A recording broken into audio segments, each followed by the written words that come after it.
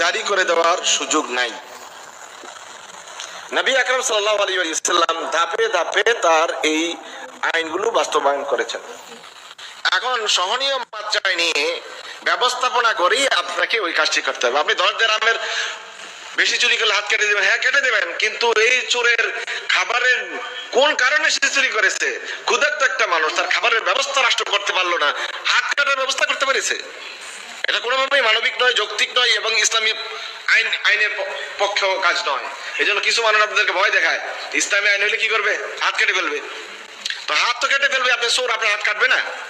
কিন্তু যেই লোক খাবারের জোগাড় করতে গিয়ে চুরি করেছে, সন্তানদের মুখে ভাত দিতে পারে না, পেটে ভাত দিতে পারে না, চুরি করেছে, তার চুরি আর আপনি যে ফাইল চালাচালি করে রাষ্ট্রে কোটি কোটি টাকা চুরি করেছেন, দুই চুরিটা কি এক? সুতরাং রাষ্ট্র তার নাগরিকের যদি নিরাপত্তা দিতে না পারে, তাহলে রাষ্ট্র যিনি চালান তার তো আগে হাত কাটা উচিত।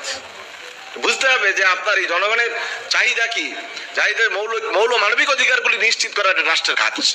রাষ্ট্র যতক্ষণ পর্যন্ত মৌল মানবিক কাজের নিশ্চয়তা দিতে না পারবে, ততক্ষণ পর্যন্ত শরিয়া আইন শতভাগ সকল ক্ষেত্রে বাস্তবায়ন করা সম্ভব হবে না।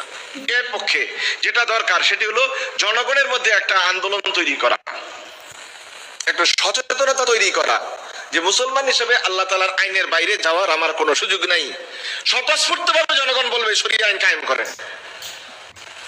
স্বতঃস্ফূর্তভাবে এখন জনগণ বলতেছে চাঁদাবাজি টেন্ডারবাজি বন্ধ করেন।